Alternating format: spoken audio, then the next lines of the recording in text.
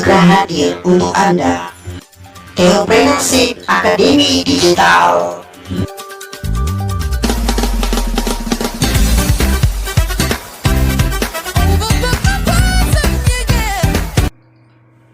Shalom, Bapak Saudara, kita ketemu lagi ya, kita masih di bab keempat ya.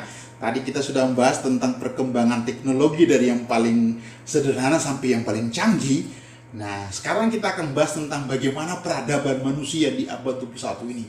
Bagaimana manusia terpengaruh oleh peradaban ini, Bapak Saudara ya. Kita akan sama-sama melihat bersama. Nah, Bapak Saudara, tidak dapat dipungkiri bahwa perkembangan digital di abad ke-21 ini membuat perubahan peradaban manusia secara cepat. Manusia mulai beralih dari kegiatan konvensional kepada era digital atau online. Dalam perubahan-perubahan di abad 21 ini, rencana Allah harus terus berjalan. Maka di abad ini Allah akan memakai teopreneur sesuai dengan samanya.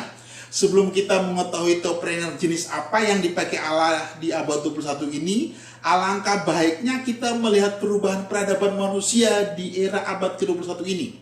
Nah, di bawah ini saya akan memaparkan awal perubahan manusia sudah dimulai dengan cepat di awal abad ke-20 ya. Sejak teknologi mengalami kemajuan, khususnya di Indonesia, kita akan melihat bagaimana generasi sejak zaman kemerdekaan sampai sekarang ini. Jadi orang yang hidup ini kebanyakan orang yang sebelum kemerdekaan tuh sudah sedikit sekali ya, dan kalau sudah jauh dari itu sudah sangat jarang sekali. Jadi saya membahas di zaman itu aja ke sini. Jadi setelah kemerdekaan ke sini, sebelum kemerdekaan dikit ya. Nah, Saudara, generasi-generasi itu. Nah, sekarang kita berada di generasi mana? Di bawah ini saya akan memaparkan awal perubahan manusia sudah dimulai dengan cepat di awal abad ke-20 sejak teknologi mengalami kemajuan. Khususnya di Indonesia kita akan melihat bagaimana generasi dari zaman kemerdekaan sampai zaman sekarang. Jadi kalau 45, sekarang sudah berapa tahun tuh? 75 tahun ke atas.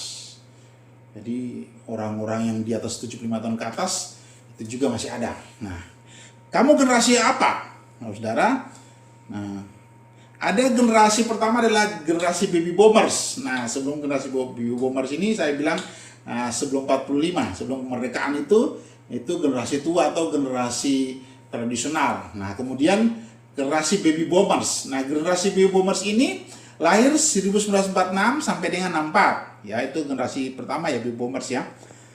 Terus kemudian generasi X atau generasi tahun 65 yang lahir tahun 65 sampai tahun 80. Itu generasi X ya. Kemudian generasi Y atau disebut generasi milenial. Ini tahun lahirnya adalah tahun 81 sampai dengan tahun 94, 1981 sampai 1994. Kemudian adalah generasi Z. Generasi Z ini lahir tahun 95 sampai dengan 2010. Itu generasi Z ya, Saudara. Nah, kemudian sekarang sudah ada generasi Alpha yang lahir 2011 sampai nanti 2024. Ini adalah generasi Alpha yang lahir, Saudara ya. Jadi kita akan bahas bagaimana manusia dari generasi baby boomers sampai dengan generasi Alpha ini, Saudara ya. Kita akan lihat di sini bersama-sama. Nah,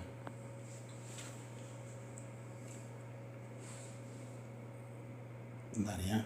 Nah, di bawah ini saya akan lebih menekankan pada generasi Y, milenial, kemudian generasi Z dan generasi Alpha. Saya bahas ketiga generasi ini akan sangat detail.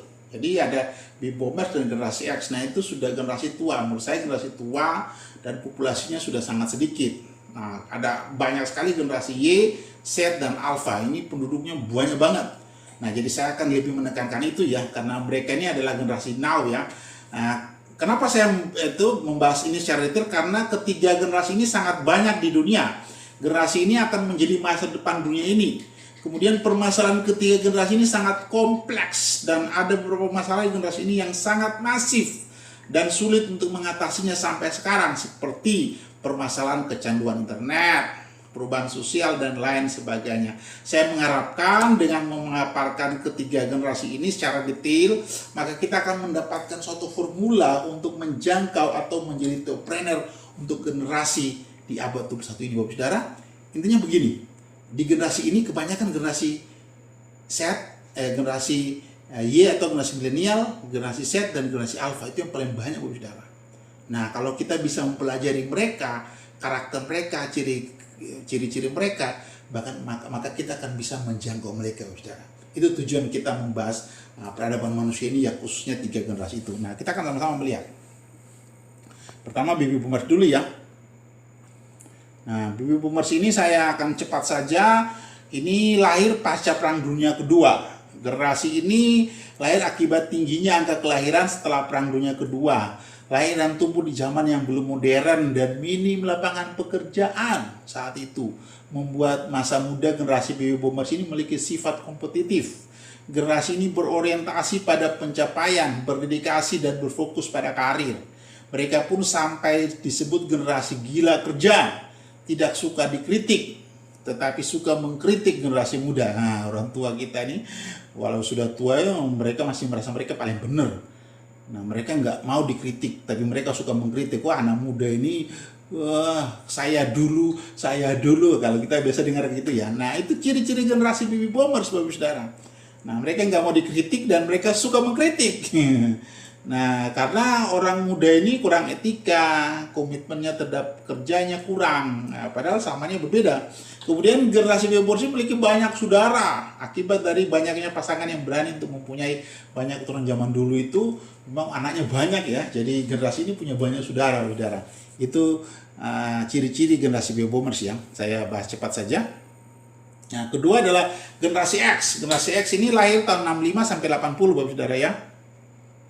Nah, Bapak Saudara, generasi X ini disebut dengan latchkey kids atau anak yang sering merasa sendiri akibat orang tuanya ditinggal kerja. Nah, kebanyakan anak ini generasi orang tuanya adalah generasi sebelum kemerdekaan dan generasi baby boomers ini. Nah, karena baby boomers ini makanya mereka orang tuanya kan sering bekerja, jadi mereka ini sering sendirian. Jadi generasi X juga sudah bermasalah, Saudara ya, karena orang tuanya gila kerja, anak-anaknya itu sering sendiri, makanya mereka dijuluki the latchkey kids, anak yang sendirian karena orang tuanya bekerja. Nah, kondisi tersebut membuat generasi X menjadi lebih mandiri dan lebih mencari alternatif selain pekerjaan formal, menghabiskan banyak waktu. Melihat kedua orang tuanya yang banyak menghabiskan waktu untuk bekerja di luar rumah, membuat para generasi X mulai berpikir untuk berwirausaha atau bekerja di rumah. Nah, kemudian ciri ketiga adalah tahun-tahun ketika generasi ini lahir merupakan awal dari penggunaan PC. Nah, komputer ini ya, video games, TV kabel, dan internet. Penyimpanan datanya pun menggunakan floppy disk. Ya, ingat pakai disket itu ya.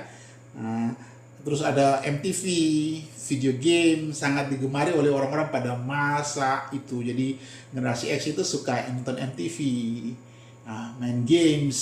Saya ingat itu ya, ada permain game, video game itu ya, di kalau mau sekolah itu main video game. Nah, itu zaman-zaman itu ya, generasi X itu menikmati video game zaman itu.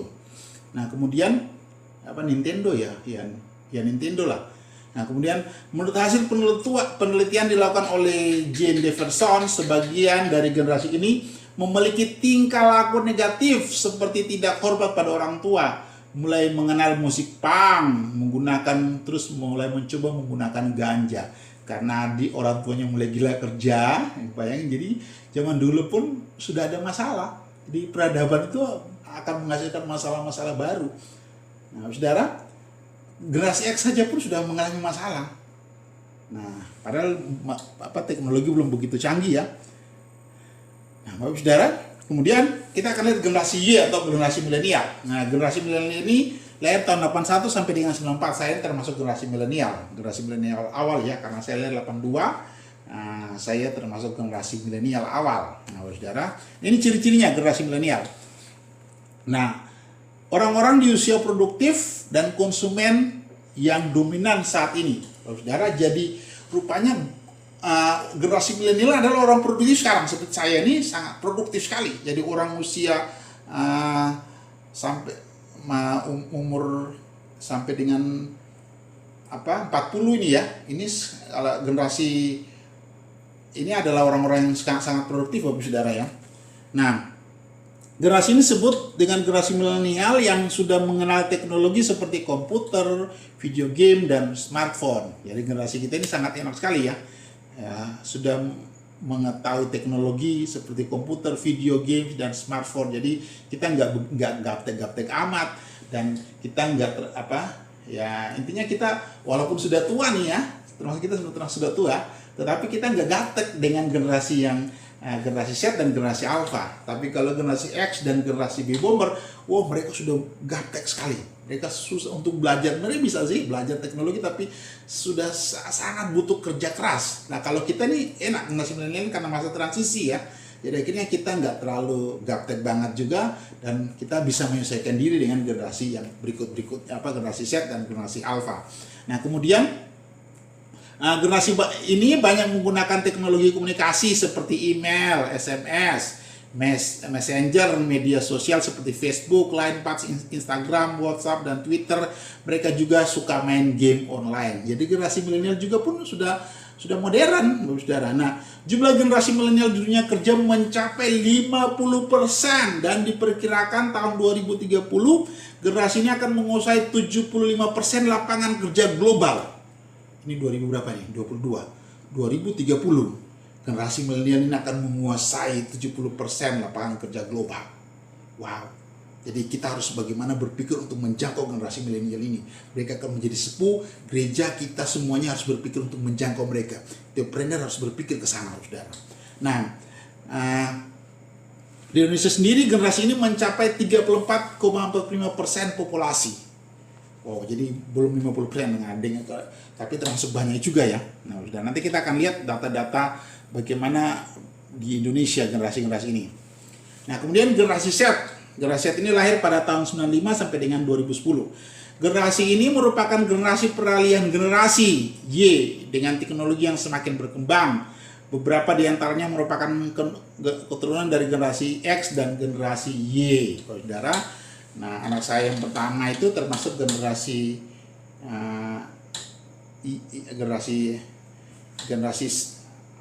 Z ya, generasi Z awal, Z akhir, generasi Z akhir karena lahir tahun 2009, yaitu generasi Z akhir. Nah, saudara, anak saya jadi sudah berkembang jauh. Jadi generasi ini saya aja begitu mahir dengan teknologi ya. Apalagi anak saya itu sudah lebih canggih sekali. Anak saya yang kecil ya, apalagi yang generasi Alpha itu belum bisa baca tapi sudah bisa buka handphone saya ini yang besar ini, yang canggih ini, dia bisa buka sendiri. Walaupun masih umur 2-3 tahun itu bisa buka sendiri. Hebat generasi. Jadi mereka lahir aja sudah mengerti. Nah, generasi Z ini seperti itu juga, saudara ya. Nah, mereka disebut E-generation atau generasi net atau generasi internet. Mereka memiliki kesamaan dengan generasi milenial, tapi mereka mampu mengaplikasikan semua kegiatan dalam satu waktu seperti nge-tweet, menggunakan ponsel, browsing dengan PC, dan mendengarkan musik dengan menggunakan headset. Apapun yang dilakukan kebanyakan berhubungan dengan dunia maya. Bayangin, mereka belajar sambil dengar komputer, berchatting, yang masih bisa. Itu generasi Z. Kalau kita mungkin belum terlalu ya, tapi mereka bisa satu kali banyak. Jadi sambil main handphone ini, dengar musik, browsing internet, bisa semua. Bayangin, hebat generasi ini, saudara. Kemudian sejak kecil mereka sudah mengenal teknologi dan akrab dengan gadget. Kemudian secara tidak langsung mempengaruhi kepribadian mereka. Jadi generasi Z ini sudah mulai generasi yang sosialnya sudah berkurang, saudara. Jadi sudah kurang bermain, handphone terus, akhirnya mereka sudah. Nah, ini mempengaruhi lagi ya, masalah baru lagi terjadi, saudara ya. Nah, kita harus belajar ini sehingga kita bisa menjangkau mereka, saudara. Kemudian apa lagi? Nah, terakhir adalah generasi Alpha. Saya di buku ini, kalau di buku sangat detail ya saya membahasnya ya. Tapi di sini saya poin-poinnya aja, intinya saja ya. Nah, saudara, generasi Alpha yaitu lahir tahun 2011 sampai 2024. Jadi anak lahir sekarang ini adalah generasi Alpha.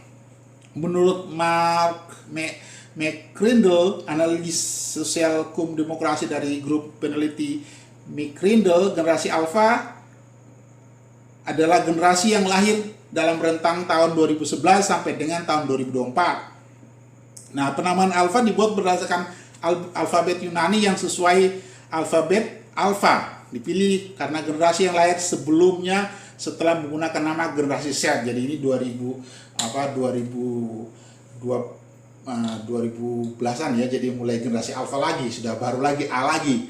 Kalau kemarin Z, nah sekarang sudah alfa lagi saudara ya. Nah, saudara, ada sekitar 2,5 juta generasi alfa lahir setiap minggu di dunia dan jumlahnya akan mencapai 2 miliar pada 2025.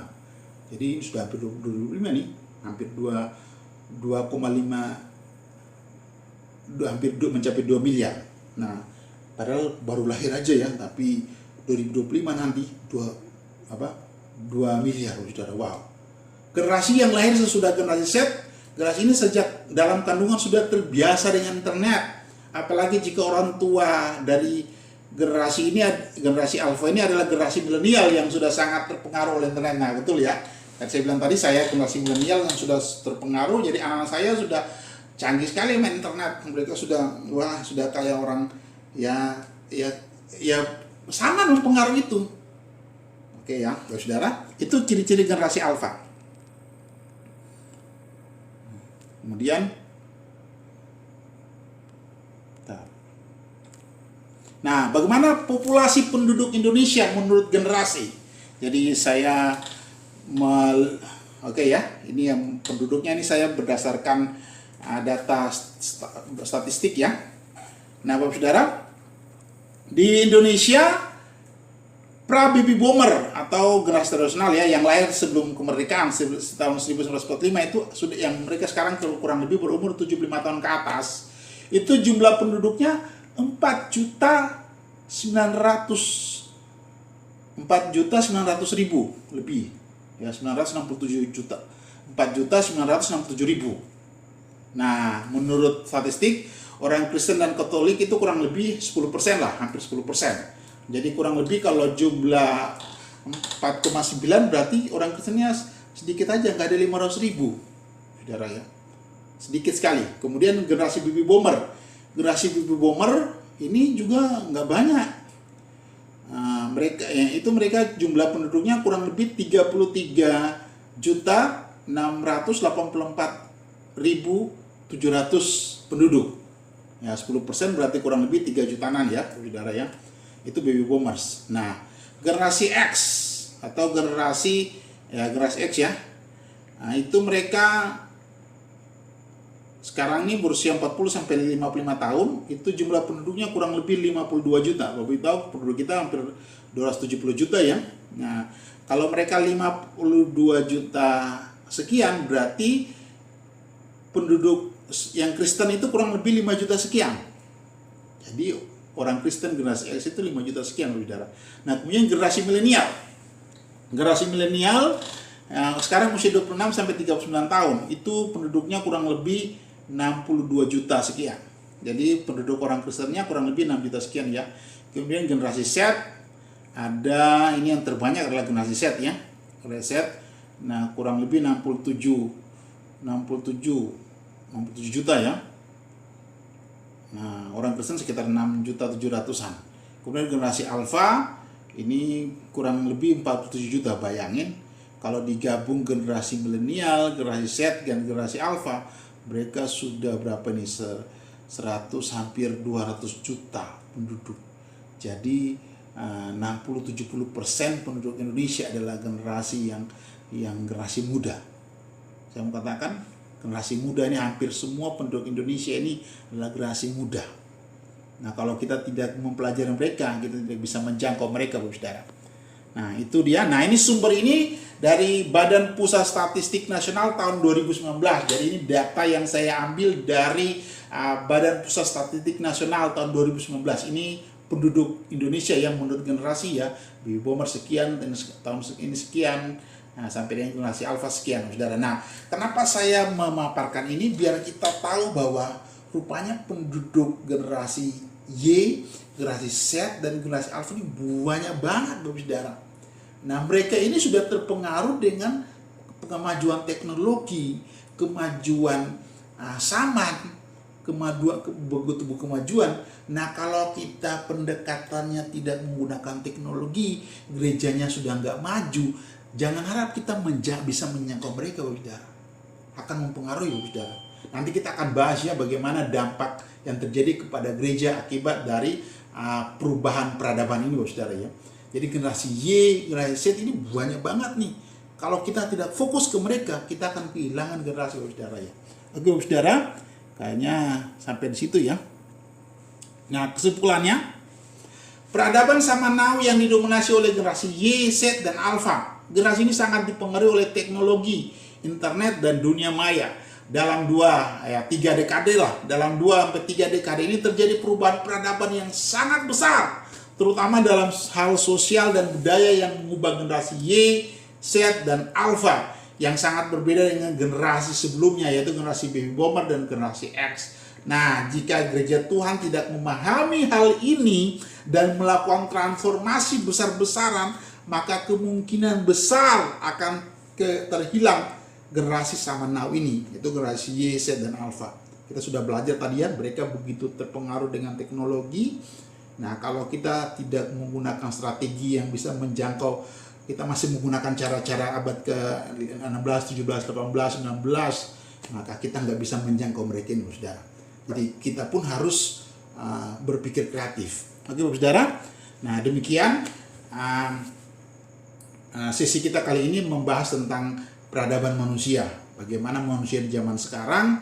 Nah, saya berharap kita semakin memiliki pandangan bahwa oh iya, manusia sekarang ini sudah sangat terpengaruh. Nah, jadi bagaimana nanti kita bisa menjangkau mereka, menjadi teopreneur untuk menyelamatkan. Saya tadi bilang ya, saya katakan bahwa sekarang kita di proyek ilahi yang keempat yang menjangkau manusia untuk kepada kerajaan Allah. Nah, sekarang ini menjangkau generasi yang digital, yang modern ini bagaimana? Kita harus belajar mereka. Dan setelah kita mengetahui keadaan mereka, kita akan mudah menjangkau mereka. Amin. Nah, kita selesai sesi ini, kita akan kembali jumpa di sesi berikutnya dalam pembahasan tentang bagaimana keadaan gereja. Oke, Tuhan Yesus memberkati.